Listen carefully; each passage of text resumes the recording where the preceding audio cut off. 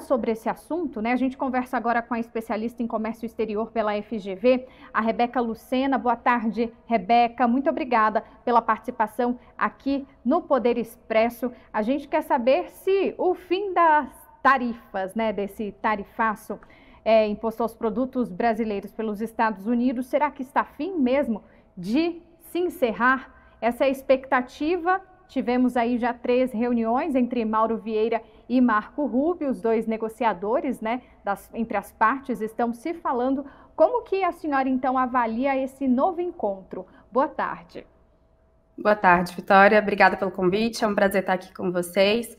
Bom, o que a gente tem de informação é que a reunião foi bastante positiva, teve um tom amigável, teve um aspecto de cooperação entre ambas as partes, e que quando a gente faz esse comparativo de como que está esse cenário agora em relação a alguns meses atrás, a gente tem um cenário muito mais otimista, né? A gente ainda tem alguns desafios para superar, a gente não viu nenhuma resolução concreta em relação à redução das tarifas de 40% hoje para vários produtos, e o que a gente sabe é que o Brasil vem buscando de forma horizontal conseguir essa redução, porque foi um dano muito forte para diversos setores, tanto do agro, da indústria, de máquinas, equipamentos, aeronaves, e tem vários setores que foram bastante prejudicados, uma vez que a gente está falando do nosso segundo maior parceiro comercial hoje no Brasil. Já haviam anunciado que iriam rever as tarifas, por exemplo, do café, né, que está sendo muito falado ali nos Estados Unidos pelo preço que subiu. O consumidor não está ali aguentando, eles que são um dos maiores consumidores de café. Isso já seria talvez um aceno aqui para o Brasil, que o café deve entrar nessa lista, pelo menos se não for uma redução total dos produtos, né? Que seja um dos itens ali nessa lista que pode reduzir essas tarifas ou até voltar ao patamar que era antes? Essa é uma pergunta muito importante que todos nós estamos ansiosos, Vitória, pela resposta. É difícil cravar porque a gente está falando de uma relação de muita incerteza ao longo desses últimos meses. Eu tento manter ainda algum tipo de otimismo, mas existe um certo pragmatismo na condução do governo do presidente Trump. E o que a gente pode dizer é que, a partir do momento em que ele foi eleito, diversos setores se programaram, fizeram um certo tipo de preparo em alta estocagem. Então, esses produtos eles entraram nos Estados Unidos já com alguns setores se programando para um possível aumento de tarifas. Então, demorou até um pouco para que o consumidor final sentisse o impacto, porque o produto estava disponível, o preço ainda não havia sido alterado, mas a partir de agosto, com a elevação das tarifas e a queda nesses estoques, o que se viu foi que a inflação chegou, o aumento do preço chegou para o consumidor final, e isso é muito delicado, né? Então, apesar da gente falar muito que esse cenário ele iniciou com um aspecto mais político, a partir do momento que chega na economia, há uma guinada, né? E a gente nota que o café é uma porta de entrada para essa negociação, que com certeza deve avançar.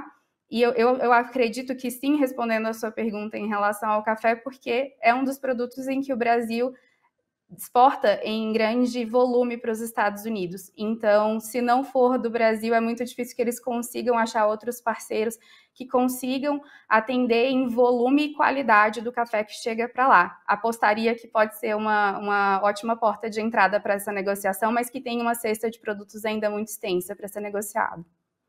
É o que a gente ouve muito falar, né? O cafezinho, a laranja também, que eles são grandes consumidores de laranja, suco de laranja, enfim. Então, o que a gente espera e acredita é que esses produtos estejam nessa lista. O que a gente espera, na verdade, é que caia esse tarifaço, né? Mas que não, que os produtos básicos a gente acredita que deve ser reduzido.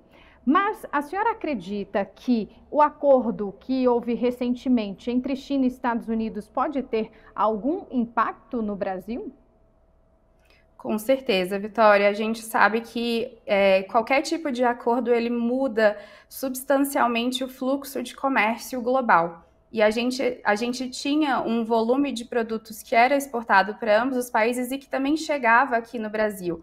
A partir do momento em que se elevam tarifas e se criam barreiras, esse fluxo ele vai ter que achar outras formas de escape, vai ter que achar outros mercados para colocar nesses produtos. Então, o que a gente viu é que alguns setores foram mais impactados, outros menos.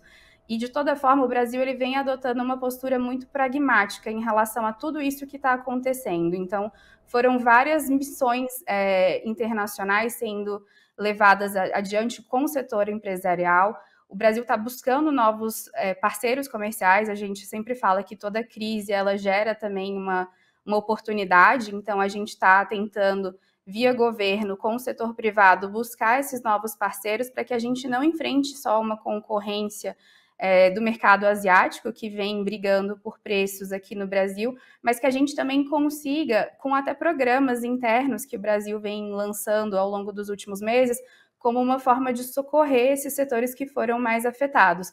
Programas de compras públicas, de licitações, de aquisição desses produtos, mas também mirando um mercado externo muito forte e que a gente tem bastante ainda para explorar. Inclusive, hoje, o representante comercial dos Estados Unidos, né, Jameson Greer, disse que o presidente norte-americano, Donald Trump, está pronto para cumprir as promessas de conceder isenções tarifárias a alguns alimentos e outros produtos que não são produzidos nos Estados Unidos. O que seria, assim, a senhora sabe dizer, de alguns produtos que eles não produzem e importam muito do Brasil? Sim, esses produtos, eles entram em várias categorias, como eu falei. A gente falou do café, mas a gente tem falado bastante também de proteína animal, né, carne para os hambúrgueres nos Estados Unidos. A gente tem de diversos setores da indústria de manufatura, de máquinas e equipamentos, que também tem uma indústria muito forte aqui no Brasil. São várias as cadeias do agro até aeronaves da Embraer, como a gente vem também acompanhando de perto. Então, são setores que precisam manter essa relação histórica, e é uma relação muito forte que a gente teve de maneira positiva uma evolução ao longo dos últimos anos e que teve esse momento de turbulência, mas que agora está caminhando, estou otimista, para um pouco mais de pragmatismo e uma possível resolução. Não podemos ainda afirmar sobre prazos, mas são vários os setores que entram, desde o agro à indústria de transformação também. Porque estamos vendo, né, várias reuniões, conversas, os dois presidentes se encontraram na Malásia, mas nada tão efetivo. Assim, já tiveram só Mauro Vieira já foi aos Estados Unidos 3 vezes, a Washington, conversar com Marco Rubio, e sempre nessa expectativa. Bom, teremos aí nos próximos dias, nas próximas horas, e a gente não vê de fato essa decisão. É realmente uma decisão muito sensível para se tomar assim de forma imediata, não de imediata porque estamos alongando alguns meses, mas de uma forma mais prática? É bastante complexo, Vitória, quando a gente fala qualquer tipo de negociação que está envolvendo interesses diversos entre ambos os lados. Eu tendo a olhar com um pouco mais de otimismo, porque se a gente for parar para pensar, no primeiro semestre não havia diálogo algum entre os presidentes, vamos colocar assim, né? A nível ministerial, a gente ficou até agora sem a designação de um embaixador americano aqui no Brasil. Isso diz muito sobre esse congelamento e distanciamento que a gente teve, mas que desde outubro, vamos colocar assim, né? Desde daquele encontro em setembro até, né, nos corredores da sede das Nações Unidas em Nova York, as coisas começaram a dar uma guinada um pouco mais pragmática, como eu comentei. E o que a gente espera é que essas reuniões de alinhamento, essas reuniões de preparo entre ambas as partes, ela dê um tom para que a gente consiga, de fato, avançar em uma proposta formal. Infelizmente, ainda demora. São etapas de diálogos, preparos, ouvir os setores privados, subsidiar com estudos de impacto, uma análise mais técnica para que eles sentem à mesa e comecem a fazer as concessões e as negociações. Quais demandas os países podem colocar como que eles vão conciliar ambos esses interesses e calibrar qualquer tipo de expectativa antes do avanço formal de um acordo. O fato é que a gente está falando aqui a nível Brasil, mas são diversos outros mercados, países que também foram afetados pela política do tarifaço. Então, como a gente acabou de falar, né, 4 países já conseguiram esses anúncios ontem: Argentina, Equador, El Salvador, Guatemala, mas são vários outros que estão sentando e visitando os corredores em Washington para tentar algum tipo de negociação. Infelizmente, o Brasil é mais um, então a fila tá grande, tá densa, mas, de novo, quando a gente faz esse paralelo do que a gente tinha há poucos meses atrás, ver esse avanço, esses encontros, esse terceiro encontro acontecendo é muito positivo, mas ainda não temos nenhuma fonte mais material para analisar. A gente tem que aí aguardar as cenas dos próximos capítulos, quem sabe vem na próxima semana. Eu ainda acho que pode demorar um pouquinho mais, mas eu acho que a gente está num cenário hoje de ver até, quem sabe, um pouco mais de perto alguma luz no fim do túnel, se não para todos os setores, para alguns, para a gente começar a avançar de fato numa negociação. Sim, e com esse tarifaço, percebemos um chacoalhão mesmo dos setores, né, que exportavam para os Estados Unidos.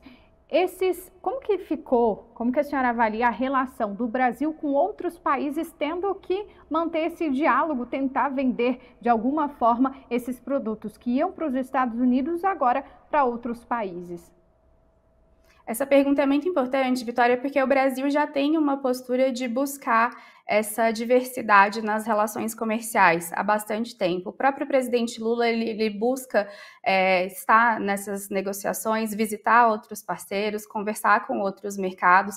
Então, o que a gente vê avançar desde que esse cenário mais protecionista dos Estados Unidos se consolidou, foi essa nossa busca por outros parceiros, né? Avançando e recebendo eventos internacionais aqui no Brasil, mas também levando empresários para outras missões, como agora recentemente na Ásia, mas também já tiveram conversas com o México, Canadá, o próprio acordo do Mercosul, União Europeia, que ainda também não se concretizou 100%.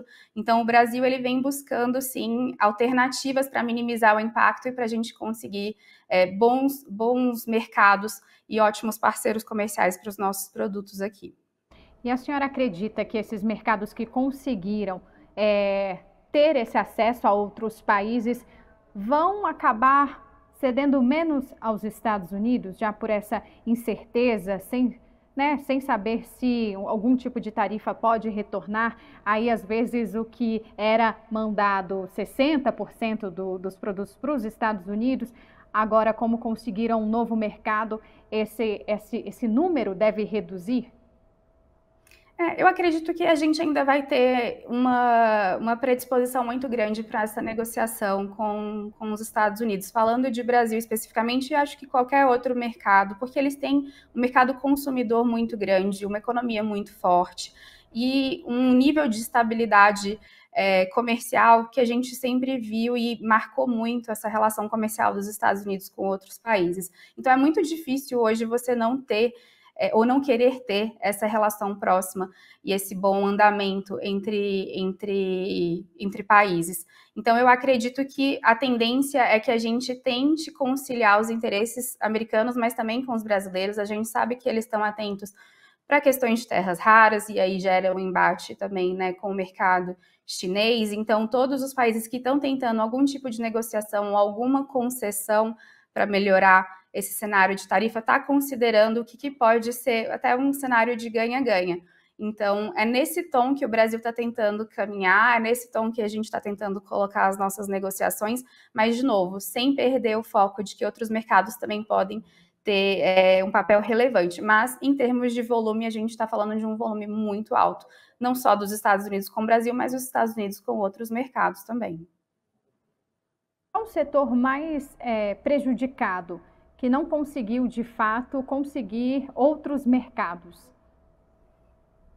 Quando a gente olha logo de imediato, após o anúncio das tarifas, Vitória, a gente teve alguma sensibilidade com aqueles produtos que são perecíveis, né? Porque outros setores a gente até consegue deslocar navios e containers, mas, por exemplo, o setor de pescados foi altamente impactado, né? Porque você está falando de uma carga que tem um prazo de validade, assim como frutas, a gente viu os produtores ali da região do São Francisco bastante afetados, mas até por conta dessa conjuntura, o governo anunciou medidas e programas para oferecer linhas de crédito, linhas de financiamento e até a possibilidade de compra e aquisição desses produtos para no mercado interno de uma forma maior. Então, com licitações, nos próprios programas de alimentação escolar, incluir esse rol de produtos para a gente conseguir e tentar, óbvio, a nível logístico, algum tipo de encaminhamento. Então, de início, esses foram os setores mais afetados. Mas a gente tem também um setor de máquinas,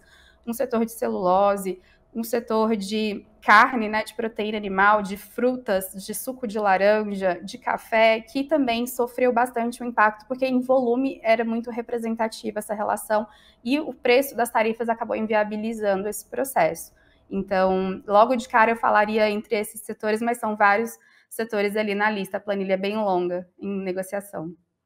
Rebeca Lucena, especialista em comércio exterior pela FGV, eu agradeço a participação da senhora com a gente ao vivo no Poder Expresso e continuamos o nosso diálogo, né, para saber se de fato teremos algum resultado dessa reunião de ontem. Na próxima semana, a gente continua acompanhando e eu convido a senhora novamente para estar conosco na próxima semana aqui no Poder Expresso. Obrigada, Rebeca. Obrigada, Vitória. É um prazer estar aqui. Vamos ver as cenas dos próximos capítulos. Vamos acompanhar de perto. Obrigada, boa tarde. SBT News, o maior canal de notícias do YouTube.